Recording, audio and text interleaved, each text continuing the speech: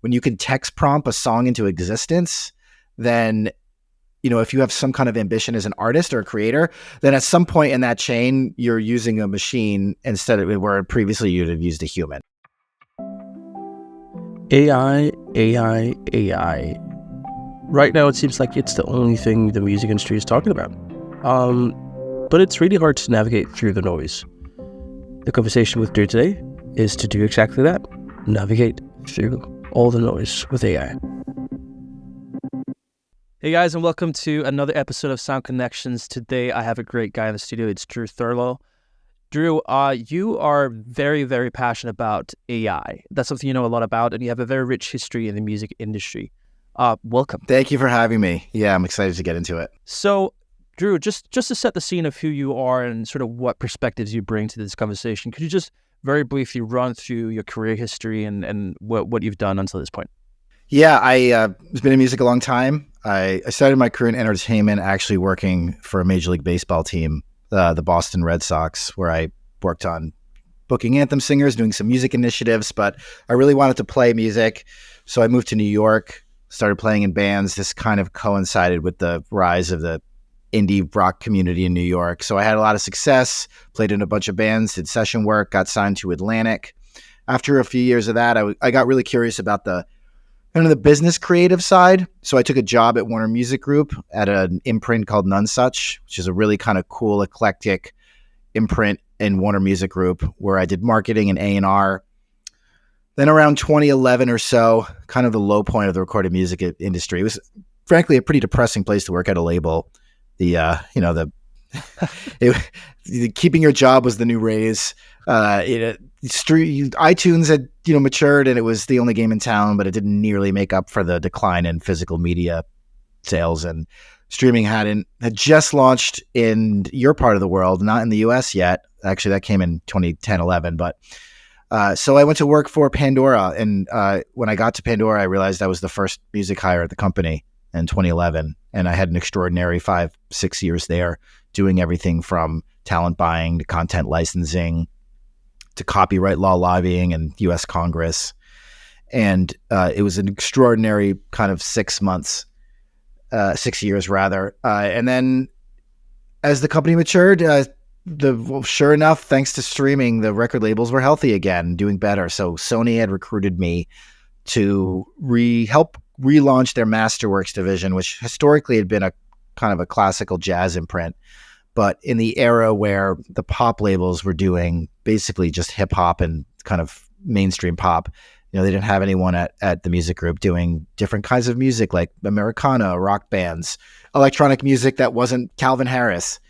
So I was head of A&R for Sony Masterworks. I spent 5 or 6 years there. Left this past January to see what else was out there, and it turns out all anyone wants to talk about is AI, or at least mostly.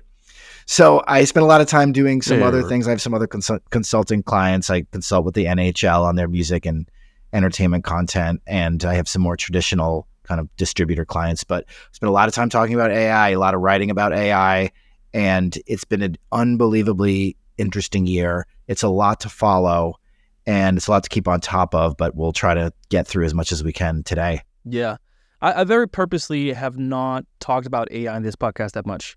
And that is because you need a certain perspective, a certain mindset to have a proactive conversation that actually leads anywhere.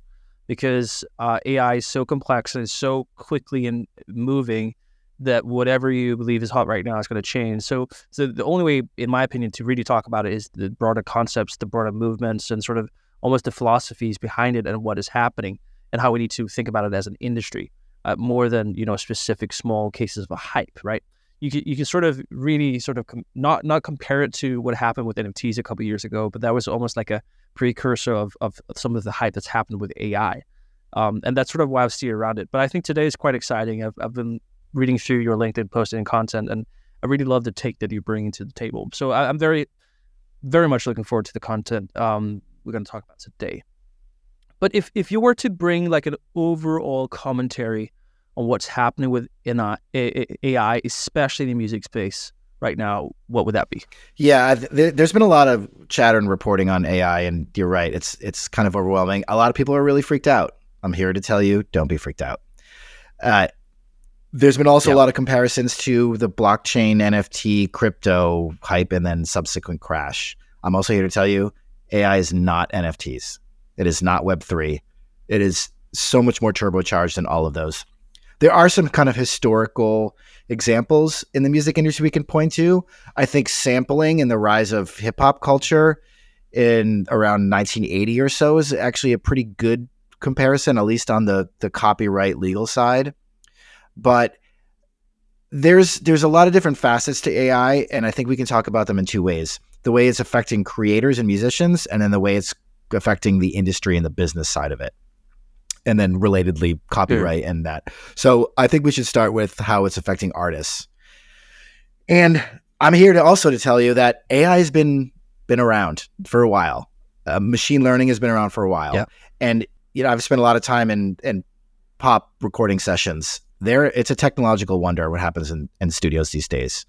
The rise of digital recording technology, which started pretty earnestly around 2001 to 3-ish with the rise of Pro Tools and DigiDesign. A lot of pop recording sessions are utilizing AI and machine learning in the creative process already with plugins and soft synths. Most recordings you hear these days, commercially released, are using some sort of AI with mastering and mixing. There's a product called Ozone, which is an Isotope Native Instruments product. Very, very heavily used now in music, has been for years. It's AI. A lot of these drum programs that people are using to sequence beats and use different kinds of mathematical patterns to create beats, that's an example of machine learning and AI.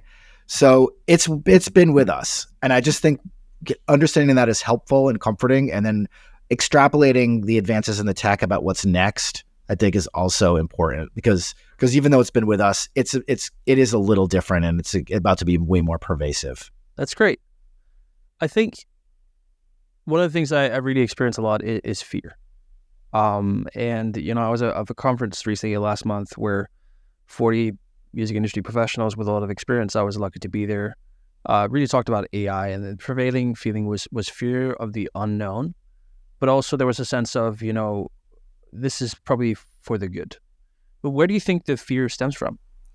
I'll give you a personal example. I am a session musician. I spent a lot of time learning how to play my instrument, and I know theory, and I was primarily an electric bass player, but I also did a lot of session work on guitar and, more limitedly on piano.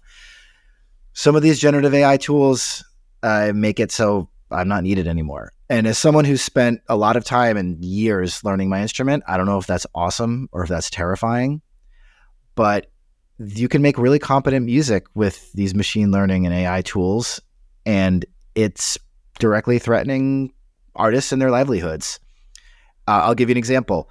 I used to make a lot of work getting paid to play bass on sessions. I'd get called in to play, and I would get either a union rate or I'd get some kind of money, learn a song, bang it out. Sometimes it'd only be a couple hours. You can now replace my bass track with an AI generated bass stem, and then you can use AI to edit it to do all different kinds of takes. So that's a one-to-one example of how me as a human is no longer needed in the recording process. And then you can extrapolate that to like the entire recording process, entire songs. When you can text prompt a song into existence, then, if you have some kind of ambition as an artist or a creator, then at some point in that chain, you're using a machine instead of where previously you'd have used a human. Now, there's examples of history and technological events all over the world where this is just the case, and this is just another example of the adaptability that's needed. But if someone's making their livelihood playing instrument or scoring a indie video game or writing the library music for TikTok videos, then AI is here as a direct example of like taking away your livelihood. So I think that's where the fear part comes into play, and frankly, it's justified. You talk about the historical events that sort of have been similar and comparable. Could you dive deep into some of those? Yeah, I mean, outside of music, like I think everyone's having the same argument around and discussion on self-driving cars. It's a very, the driving an automobile or a truck is the number one employed career in every U.S. state. And, we see what's coming with self-driving cars. So that's it. Not only is that personal livelihoods disrupted, but incredible economic disruptions are coming. In a music context, I mean, there's been plenty. I mean, there are people who, there are a lot of people who lost their jobs when the CD was invented because vinyl pressing plants went out of business, and now we're seeing them come back. So maybe everything's cyclical. I remember I was working at Warner Music Group when Tower Records went bankrupt and closed, and thousands of people in the United States lost their jobs working in music retail. And all the infrastructure that went around with labels being companies that manufactured and distributed products rather than, the media companies they are today. So there's certainly a lot of examples of technological change happening and, wiping out what were previously durable industries. But that's just kind of the nature of technology, music or not. Yeah. I think a lot of the fear also lies, at least from the industry, is sort of taking the damage it did to the industry, 20 years ago, if that's going to repeat itself. What is your predictions or assumptions about the music industry economy at large and the effects that it has, how it's affected by AI? Yeah, I mean, the music industry's had a pretty decent 6 years, but before that, it was a pretty awful 15. 80% of the global workforce who worked at record labels lost their jobs. And I think people are definitely ready for the good times to continue and don't want to revisit that era. At the same time, there's like some very illustrative examples of why that happened the first time, and I don't think they're going to be repeated the second time. I mean, when Napster proliferated, the major labels' reactions was to try to sue them to oblivion. And people don't remember this, but very late in the Napster era, Sony Music and Universal Music band together to create their own kind of file sharing paid platform called Press Play. And it was just like way too late. Not only had Napster come and gone, but there was also like, the 15 or so comparable file sharing services like Kazaa and Bear something or what I don't even remember. That all reached scale.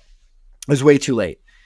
Major labels have done a really good job. And I shouldn't leave out Merlin and the Indie Label Consortium too. They've done a really good job of being smarter about technology this go around. And now major labels employ what they're called partner management teams who, when they find emerging tech or they find some kind of new platform, then they work with these emerging techs to kind of develop their businesses so they can return really good customers and a new revenue stream to rights holders rather than trying to sue them to oblivion to protect what they have. So I think the major labels are really smart. And you see that with some of the partnerships that the labels and rights holders have done with early AI companies now. They're smart and they're really good and they're kind of testing the waters. So the first major one was a company called Endel, which makes kind of like sleepy meditative versions of contemporary music. And it's a startup that had been around for a long time, but Universal did a deal with them and now they're working with the other majors. It's smart because you're using AI to create new IP. And this new IP is not competing with what the frontline labels are doing. Like a sleepy song that you listen to while you're meditating is not going to compete with like the radio banger that you're trying to release. So it's smart. And then Warner Music Group, actually it was Sony who just did a deal with a company to remake and remaster and remix some Pink Floyd material that fans can interact with this Pink Floyd material in interesting ways. They can remix it. They can play with the stems. They can create new video content around it. It all kind of lives in this like self-contained app or platform. And it's not really utilizing like Pink Floyd music that was particularly popular. So it's not really like cutting into the real revenue that the labels are making, but it's giving fans something they want, which is to interact with the music in a deeper way. So these are kind of baby steps that people are taking on the industry side. And I think there's so much more to come with that with regards to using AI to either create new IP or give great consumer tools. But they're being smart about it. Then the labels know that the opportunity that exists is matched by the possibility of disruption, and they really want to be on the right side of history this time. That makes a lot of sense, and I that's also sort of the general narrative that I hear out there is people really want to play along this time. But how's this going to affect us? Can you give us some use cases that things are going to change? You mentioned you being a session-based player, you might be sort of replaced in some scenarios. Can you give me some more scenarios of what will probably be replaced through AI?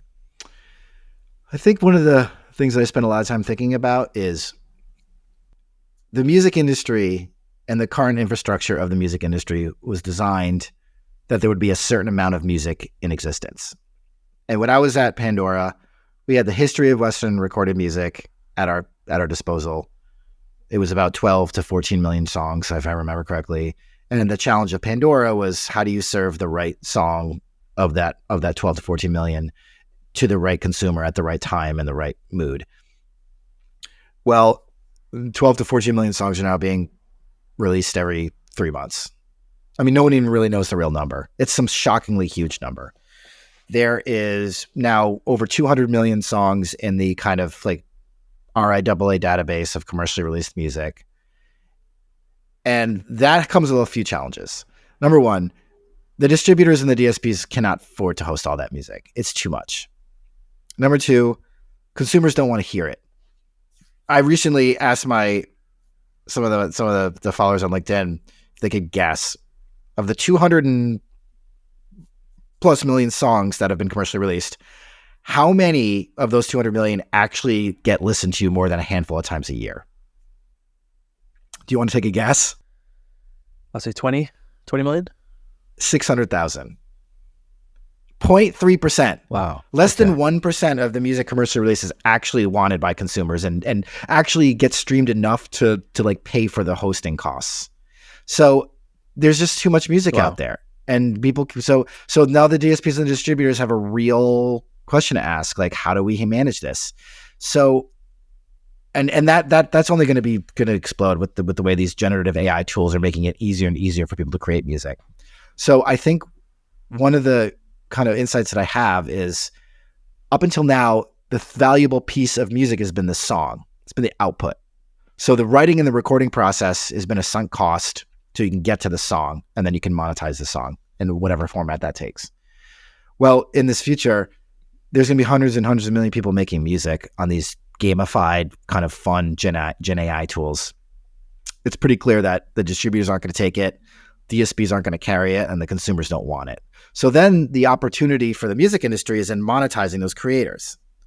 And I think about it like as like an Instagramming of the music industry. Like very few people like bought cameras. Like, I don't know what aperture really is, but billions of us loved our Instagram feed. And I think there's about to be a whole bunch of people making music for the fun of it and tweaking it in ways that are interesting and doing it in a gamified way, as I said. And the opportunity is to monetize those people and not necessarily what they make. And there's a few platforms already doing that at scale. BandLab, very big, interesting company in Singapore. They have over 60 million users. They're serving kind of a prosumer audience. I don't really know, but my bias is that BandLab is serving a customer that like actually kind of likes music and maybe even plays an instrument. There's another platform called Boomy, which is the complete opposite. You basically text prompt music into existence. You can name it, and then you can set it to the DSPs. So they've made 20 million songs that way that are now sitting on DSP servers. So how do you encourage that behavior? I mean, I think people making stuff is good. People making art is good.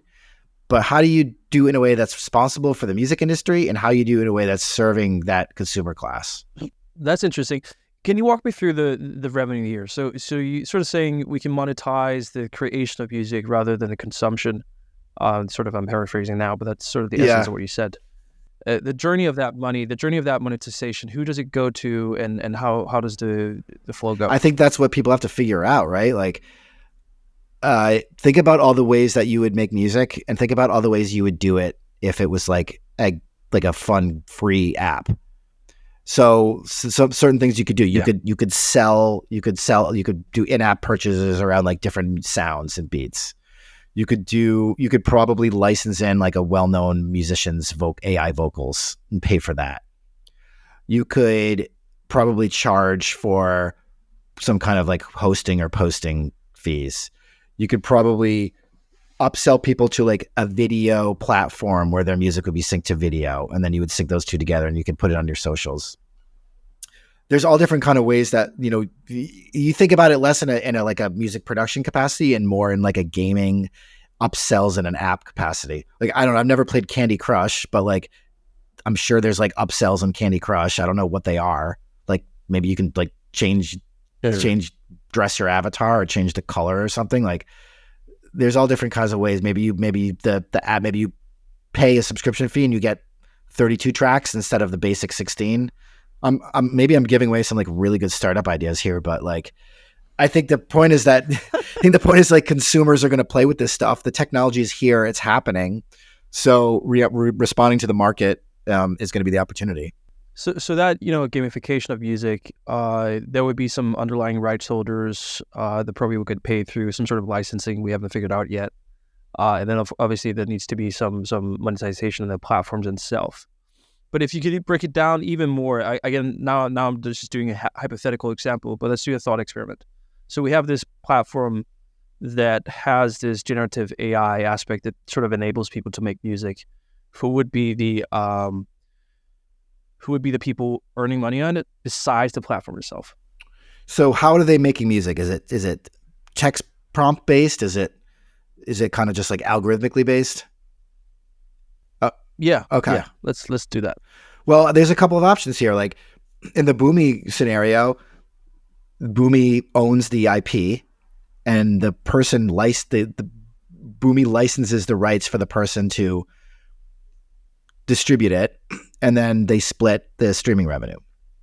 Now, virtually no one wants to hear this music. But when you release 20 million songs, you and your mom and your friends are going to play it once. So if you can get 10 streams on 20 million songs, then that's 60 million streams, and maybe you can build a business around it. I don't know. So there's that example. There's like the upsell within the process example that I just kind of articulated. There's also like other ways. Maybe this music ends up in a sync library and you can sync it. So there's all different kind of ways that you can interact with the music in a way, and then throughout that chain you can monetize it. But it's very much, this Boom example, it's the platform, it's the company itself that, earns money. There's not necessarily the existing industry and the existing artistry and IP rights that sort of could be receiving any benefits from that success. You're right. And I think we should make a distinction. Like, I do not think that the next, 20 years of pop stars are going to be avatars. Like people's relationships to their musicians they love goes so much deeper than like the music they make. Like, I don't think people want like an anthropomorphic Taylor Swift. I think they want the real thing. So we're talking about, in a lot of ways, we're talking about a completely separate class of creators, and in turn, a different revenue stream for artists, for the industry rather. Yep. So yeah, let's make that distinction. Like, I do not think, nor does anyone I know advocate for replacing humans with bots. Yeah, that's an interesting talk because I very much agree. And I saw some talks about this, but can you just work through maybe let's call it the psychology of fandom when it relates to AI and why you're not skeptic for that taking over? This is something that I've thought about recently, and I just read a really, really interesting kind of treatise on this. And I didn't know this, but when the daguerreotype and then photography was invented, that was actually quite controversial. That was a point in history where a lot of artists were making their living doing portraits. And all of a sudden you have this technology comes along, you can replace the portrait artist. And that freaked a lot of people out, put a lot of people out of business. But really what it led to is it led to impressionism, and it led to those artists being freed up to try different kinds of techniques. And you have like the whole, the history of like 19th century and 20th century art is like really a reaction to portraits not being the dominant form of artistry anymore. And I think that's a really interesting insight into creativity and the human condition when it comes to creativity. So I'm really excited to see where does like if you can make the basic kind of music really easily, where does it push creators? And how do they use these tools to augment that? So I think that's really, I'm really excited personally for like that development. And I think context really matters. And, you know, you think about any kind of piece of art that humans love, whether it's painting or a film or a TV show or something, you know, like the context matters, who makes it matters, what the subject matter matters. Making something without context that's kind of devoid of any feeling or emotion has its place. I don't think it's the kind of art that people are going to want to consume. One argument against that, I'm not saying it's valid, but one argument you could make against that is sort of the whole playlistable consumption of music, where you're sort of a passive listener in the background. And I guess I don't have any statistics on it, but, you know, on a pretty avid user, you know, a lot of their consumption would be that, where they don't necessarily have a relationship with the artist, you know, just, you know, driving the way over here to the studio. I was listening to some music based on a Jeremy Soccer playlist, and I was in my car, and obviously I didn't really look at who the songs were, and there were some songs I liked and some songs I didn't like, but I didn't really have any context or relationship with it. Do you think in that example, which is a quite ordinary example, AI would go for that? Yeah, I do. I think that's a really good example. I think that the anonymizing of artists based on playlist culture is a real thing. And I think there's some durability to real artists, but yeah, I absolutely think you're right. I think that is and I'm even more bullish on AI being able to make really interesting, credible music more than most people. And one of the examples I tell is that when I started researching this stuff in earnest in February, March, you couldn't really make an acoustic guitar sound credible. And as someone who's kind of deep in the songwriter community, I'm on the board of the Americana Music Association, and I spend a lot of time in that community. I think that was a source of comfort. But by May, that wasn't true anymore. You can make a pretty good acoustic guitar sound now. Yeah. And, you know, and the argument of like, but the lyrics are human condition, and like, I don't know, man, ChatGPT can come up some pretty clever, pretty interesting thing that feels pretty real. So while I'm bullish on the personalities still mattering, I'm definitely bullish on the, you know, I don't think humans are so genius that a really sophisticated AI system, maybe that's based around quantum computing, can make something that we all find really compelling. You're right. One of my, let's call it, opinions and commentaries about exactly that point is sort of the music industry at large is, you know, going into a new hot topic, which is fandom. And obviously this has been very hot in the East for many, many, many years, but becoming more and more here in the Western world. And if you look into examples that I've worked with, is maybe let's call it dance music, which is a great example of artists that might have millions and millions of plays, but they play a show and no one shows up because it's sort of based around playlist culture. And those artists in the future would really be threatened by AI. But artists that really focus on creating community around them and really, you know, resonates with a certain niche that has a very personal relationship with the music are probably the ones that won't be as threatened. Do you think that's correct, or do you want to nuance? Yeah, no, that's a good point. And I think that brings up some really interesting, like, illustrative things about how that's evolved. Up until the streaming era, ticket sales for live and music consumption was super correlated. It was like, if you sold this many records or you sold this many iTunes downloads, you sold this many concert tickets. And it was like pretty well correlated. That is completely out of whack now. They're basically not correlated at all. You have your superstars that can do both, but you have lists and lists of people who stream like crazy who can't sell more than a couple hundred tickets in major markets. And then you have people that can sell really well live, but no one's consuming their music on streaming. And, you know, previously that was only like jam bands that were in that category. So yeah, it's a really interesting time about like how people consume music. And one of the disappointments of streaming is for the last, you know, we're now, you know, 14 years into streaming launching at scale, and maybe 12 in the whole world. And, you know, for years, if you weren't a top charting artist, you were told like, just be patient. Streaming's going to grow. It's going to mature. It'll be there for you. You'll find fans. You'll be able to monetize your career, especially in genres that weren't like mainstream pop. And here we are. Streaming is really kind of plateauing, and it has not returned the value to the artists in a large parts of the industry. So that's where what you mentioned, the kind of the whole fan monetization thing, like super fans have not been monetized properly. A lot of people talk about that. There's a lot of startups trying to work on that. And I'm definitely think there's opportunity there. And that's another example of maybe AI helping. There's a lot of companies that I'm aware of. They're starting like AI data analytics tools to reach these fans to, so you can communicate them directly, so you can come up with different ways to engage with them and monetize them better than just, taking their $9.99 streaming. I will say too, there's this whole push in the streaming ecosystem about artist-centric royalties.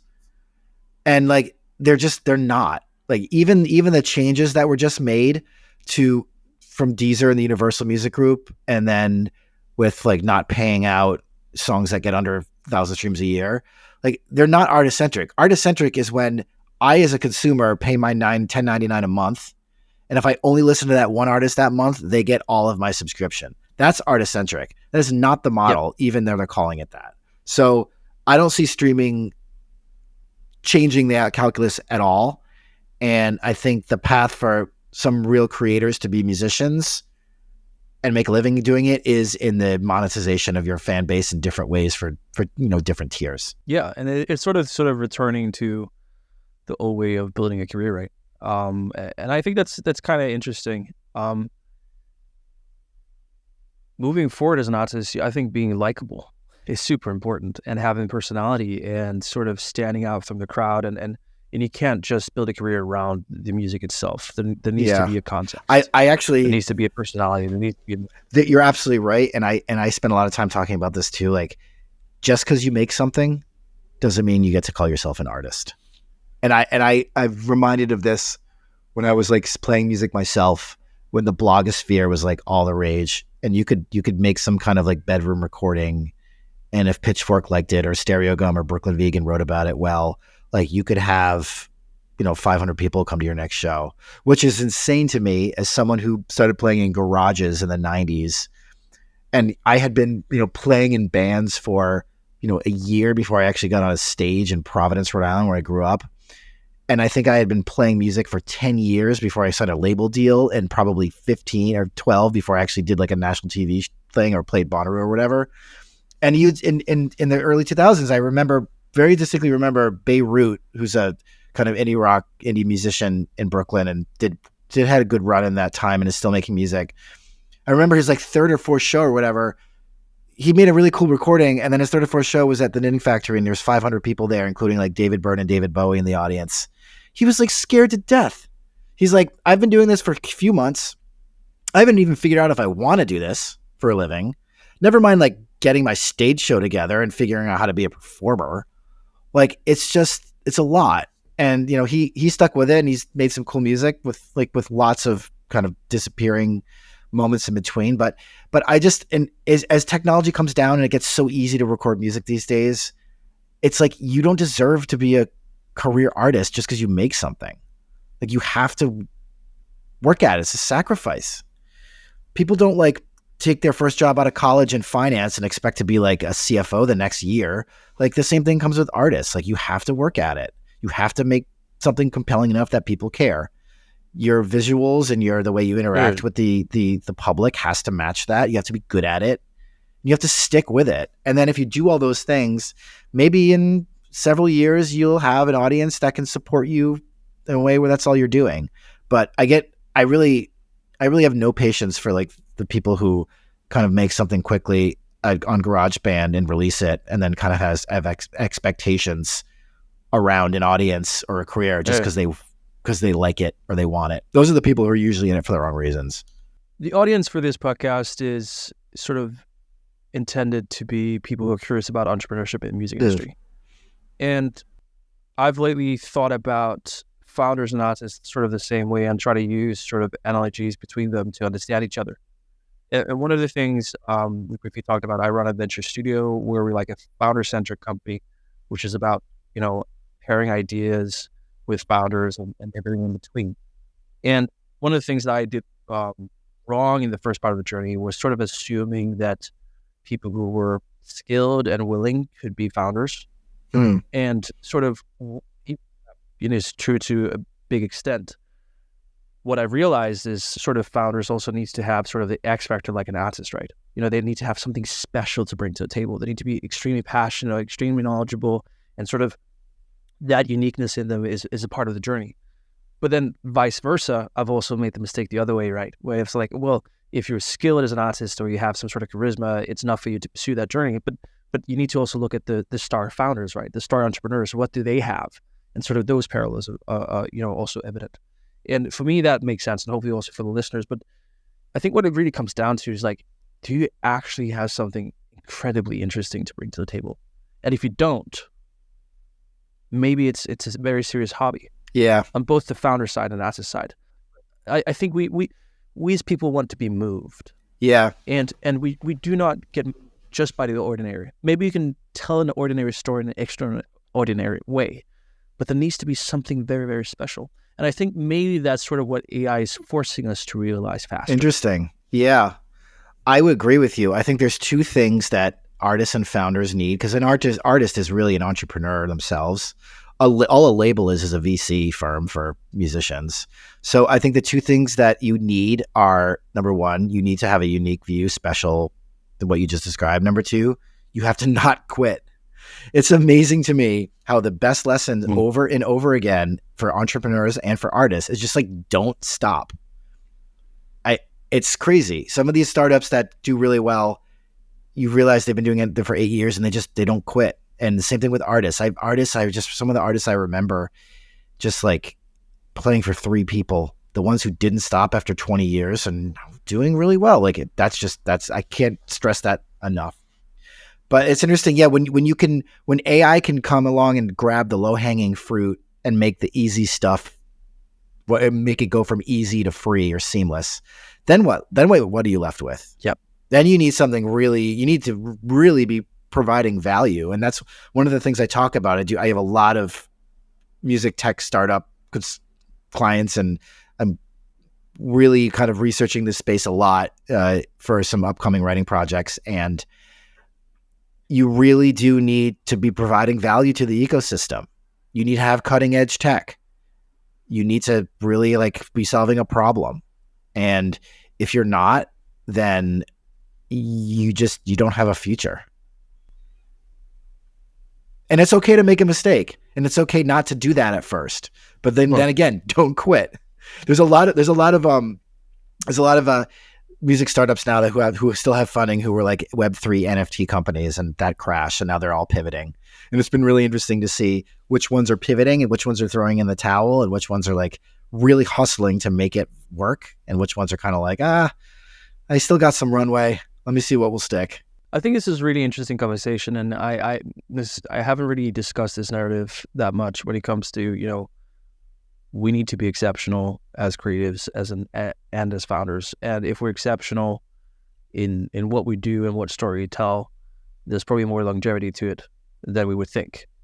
Because at the end of the day, our society and our reality consists of humans, and we want to relate and resonate with humans. And I think AI is a part of the equation, but I have a hard time seeing it be a real competitor to real interactions and relationships. I mean, this is why I was so struck by the photography example. Okay, like what's the musical equivalent of a portrait of? Is it like library music and short form video music for TikTok? Okay, well, like what else is out there? What else? And you're right. Like the higher level stuff cannot be replaced with AI. It can be assisted. You can like. There's a lot of kind of tedious, annoying things you have to do in the recording process, like stem labeling and pre-mixing and like trying out sounds and then there's a lot of interesting ways that AI can help reach an audience or write a marketing plan or book you, send out pitch emails to 500 journalists. But you're right. The actual core of it is something that's going to retain its kind of value as a human entity. Yeah. And there's so many aspects to AI that I'm so positive towards. I used to be a songwriter producer myself, and sort of my creative aspect of, or approach of creating anything, if that's a business idea or a partnership or a pitch or whatever. For me, my limitation has always been speed, because I can think fast, and I can have a lot of ideas coming very quickly after each other, but sort of taking those ideas and taking that creativity and putting it into something concrete has always been the challenge. That's something I can use AI tools right now to do, to really increase my speed. And I also think that's, many creatives work like that, because they have an overflow of material and impulses that they need to bring out to the world. And through AI technology, they can sort of put that faster into the world, which also means that they don't need to stop all the time. And somehow sort of remain that creative space and be effective at it. That's another thing about being a creative these days, is like, you can't go away. You have to continue to keep what I call keeping the faucet on. It's the advice I gave my artists all the time. Like, I'm sorry, I know you hate social, but like, you have to keep at this. You have to keep writing, recording music. Our release cadence has to be every month. And it's also that this idea of like being creative means you're like unpredictable and you're messy and you're disorganized and you're like, you're a genius waiting to be struck with it. That's like not real. And I'll give you an example. My all-time favorite artist growing up was Bjork. And then I worked on 2 records with her. And I will say she is as amazing as I thought she was, both creatively and just a really great person to work with. But as someone, she's one of the people that I've considered probably if up there in the most creative, innovative person in pop music the last 20, 30 years. Working with her closely, she's a CEO. She's very disciplined. She's very organized. She, had ideas, but was like very tenacious about following them through. And I think that is an underrated and underreported part of creativity, is like collating and managing and focusing your ideas in a way that's like digestible, releasable, and has commercial value. AI right now. Could you just give me a status on what's happening in the AI space within the music industry right now?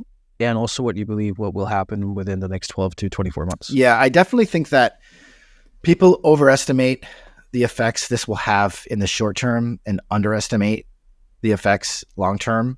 So next 12 to 18 months, what's going to happen? Not much. I really don't think much.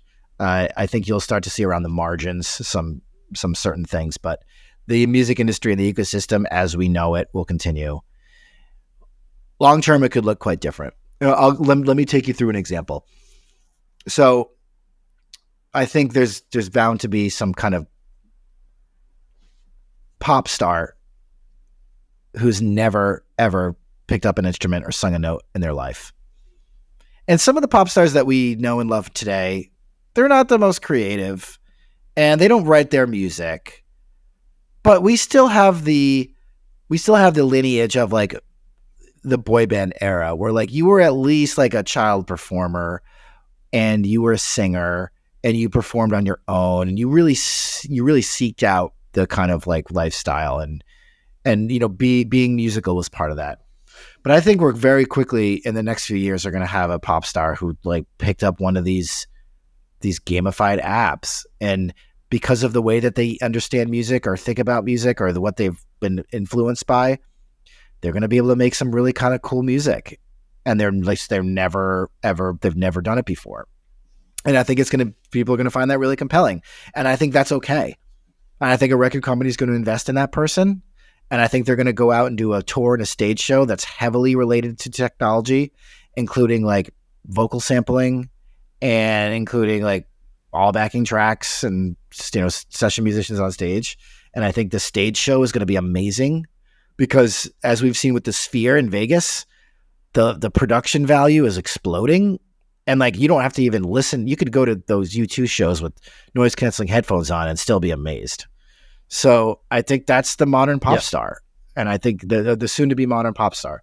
And because, learning how to play an instrument or write a song isn't going to be a necessity anymore. That doesn't mean that people who are quite innovative in that area and still do it the old way aren't going to have huge careers. That's not going away. But I think you're going to start to see like the definition of what it means to be like a quote unquote artist expand. As far as the industry goes, I think you're going to see a whole bunch of dead artists making new music. And it's going to be really valuable for the rights holders. And I know that the catalog divisions of the majors, which at Sony, it's called Sony Legacy. At Universal, it's called Universal Music Enterprises. And at Warner's, it's called Rhino. You're going to start to see Elvis training their entire Elvis repertoire on an AI algorithm and outputting new Elvis music. That's going to be sanctioned by the estates and released like any other release. And we saw this just that last week with Kiss, who played their final show at Madison Square Garden, and then announced that they were becoming avatars and touring the metaverse in perpetuity. That was Kiss. So I think you're going to be able to dial up if you want to see Prince. I think in some kind of time horizon, which I will not embarrass myself and try to guess when, but I think you're going to be able to dial up a great Prince show that includes new Prince repertoire in some kind of coming time. And then the other really kind of insightful thing I think is going to happen is that you're going to get personalized music. And, at Pandora, we kind of personalized radio. It was we would call the unicast. It was one feed completely tailored to your musical tastes. Well, with AI, we can crack open the song. And you're going to be able to create your own listening channel of personalized music. And it's going to have all the musical characteristics that you love. And then you're going to be able to kind of give it feedback, like you could thumb up and thumb down Pandora playlist feedback. And it's going to be, sometimes you're going to want this when you're going for a run, or sometimes you're going to want this for a dinner party, or sometimes you're just going to want it listening to, your pop music. But I think we're very, very close to, personalized music as a feed. And I think that's going to be really, really interesting. That is very interesting. But obviously there's a few steps before that. And this might be a boring question, but it's quite relevant. Right now, a lot of generative AI is trained on content that's not being cleared. Yep. And sort of the underlying licenses that's been trained on need to somehow be compensated or regulated. In order to get to that almost utopian scenario that you just described, regulatory-wise, compensation-wise, for the underlying training data, what's going to happen with those, and how we're going to get to this. Yeah, that's probably the one thing we haven't touched on really in depth in this talk is the kind of government response, legislative response, regulatory response. I think most people assume that if you take protected IP and you train it on a model and you create something new, I think most people assume that that is illegal without compensating the initial rights holders. It is not. Right now, that is a very legal thing to do. Part of it is because this is so new that there's no case law that addresses it, and judges can only rule on precedent. Part of it is that it's not clear that might just be considered fair use. It might be. I don't know that the industry, I think most people in the industry would say that's probably should not be considered fair use, but right now it is. There was an interesting court case in the visual art world that was an early ruling, which is, it's going to continue to go up the courts and probably end up at the Supreme Court. But some painters sued Stable Diffusion and Midjourney on, you're training an art algorithm, a visual algorithm on our art. And like the output that you make, we should be compensated. Well, what the law says right now is if that output doesn't actually closely resemble any of the inputs, then it's not violation of anything, copyright or rights of publicity, which are kind of two different legal postulates that govern this stuff. And it's true. When you have 1 trillion pieces of training data, the output's not going to resemble any of the 1 trillion pieces of input. So like, how do you claim it's copyright law violation if it doesn't actually resemble anything that's copyrighted? That's a huge challenge. And, we might need a whole new legal framework to address it. And the other part that's really challenging is how do you quantify musical inspiration? And, if you take the Beatles catalog and every song they've written and recorded and you train an algorithm and you spit something out, you just made Oasis. Like, that's not illegal. It's not even necessarily controversial, but we have to decide ethically what's going to be okay and legally what's going to be allowed. And once we have all that stuff, I think people will start to see real investment in this space. As crazy as AI is exploding now, there's a lot of VC money sitting on the sidelines because no one knows where the law is going to land and no one knows what's going to be allowed. So if there's a Supreme Court decision that says, all right, sorry, Universal, but X startup can train an algorithm on your content because it's considered fair use, I think you're going to see a lot more VCs and the investment community jump into this space. And conversely, if the Supreme Court rules, actually, you know what, you can do that, but you got to pay a royalty back to the initial inputs, and you have to track what you're testing your training data on, and the training data has to be, and the algorithm has to be transparent. Then at least that'll give us some business certainty, which is what people really want. And then the startup and investment community can, go follow the market forces from there. But the legal challenges and the legal uncertainty has been like a really interesting and kind of understated part of all this. Yeah, and to add to the complexity, I'm no copyright expert, but there's also a difference between the basic ways that law in American England works contra the rest of Europe, where a lot of your laws are based on precedent and based on corporate protection, where a lot of it in Europe is individual ideal rights. Yeah, and sort of there's a difference there as well that sort of adds to the complexities of that whole talk. But what I think is really interesting is the underlying discussion whether or not that is actually not how music generally works. When you make a new band, it stands on the shoulders on previous material, and really navigating through what is actually copies is super, super difficult. It's a discussion I'm not very well versed in now, but I think the whole industry is trying to figure out how to do that discussion. And the regulatory bodies are definitely trying to do that. And it's no secret, it's no kind of surprise that the EU is further ahead with not only like kind of their AI Bill of Rights and AI policy, but also, even just last week, publicizing kind of new rules around streaming and how they can better serve the artists and specifically publishers. So yeah, everything is quite controversial. I know. I mean, it was the EU, and it was like they have a legislative function, but the actual statement and the actual ideas came outside of their legislative process. So I don't think anyone thinks it's gonna got teeth to it, but it shows that they're thinking about it, and that's an interesting insight about how the EU is really kind of relies more on kind of personal freedoms rather than corporate protections, which is absolutely true about UK and US laws. So you can, extrapolating that, you can see like where the stakeholders want things to land and where the lobbying money is going. Interesting. But as far as I understand you and this conversation, you're positive towards the impacts AI will have in the music industry. Yeah, I mean, yes, but also like it's here. Like it's not going anywhere.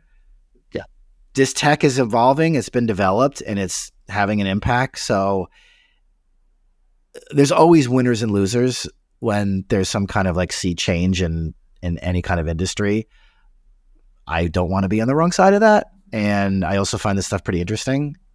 And I think that the industry is, by and large, just being pretty responsible about how they proceed, because they've made a lot of gains in the last 12 years, and I don't think anyone in the industry is in a hurry to have another, dark winter. Yeah, and and also we can't forget we're just along for the ride. We're not the only industry that exists, and this is going to disrupt pretty much everything in all industries and all aspects of life. Yeah. So us trying to control whatever's happening maybe doesn't make a lot of sense, but I really think making sure we're not left behind should be one of our primary goals. Yeah, it's interesting. I do a lot of work in the synthetic speech vocal detection sector, and the music industry is such small potatoes because in the synthetic speech world, like, okay, I'm like copying Beyonce's vocals and I put it on YouTube, and like it's legal, but like Beyonce doesn't love it, but like it's also kind of promoting Beyonce, and it's kind of funny. In banking, if that happens, like you've gotten your bank account stolen. And if that happens, like a deep fake in your presidential candidate, you just lost a national election. So like the stakes in the music industry are like kind of comically low compared to like finance and fintech and others. So it's also been interesting to like try to follow the other industries and where they're at, because they're freaking out a whole bunch more. I think that's a really important thing to talk about is let's just calm down for a second. You know, we're not going to be the ones hit the hardest, probably not. And some of us will, but you know, historically speaking, that happens all the time.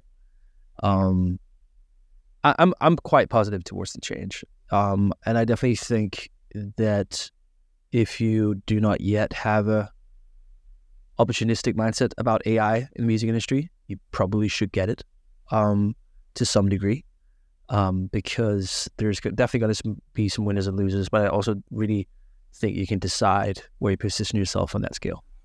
That's well said. Yeah. I write a lot about this stuff. I try to keep on top of it. So listeners, you should follow me on LinkedIn. It's where I do most of my chatter. And Absolutely. and I you know, things come up and I address it, and I have a bunch of writing projects coming up that I can talk about in the new year, where there'll be more resources for this stuff. That's great, Drew. I really love this conversation. I think we touched upon some things that are not discussed as much as other things, and I think it's a really important narrative we've presented today. And I really do support people following your LinkedIn and checking out your content, using your consultancy services. Well, Drew, it's been a pleasure. I definitely think I want to have you back on the podcast, let's say in 6 months, sort of to comment whatever is happening there, because there's going to happen a lot of things, and you really seem to be well versed and hopefully prophetic about some of the things that's going to happen. Yeah, thanks, Jacob. I enjoyed the conversation. I'd love to come back. Great. Thank you, Drew. Talk to you soon. Bye.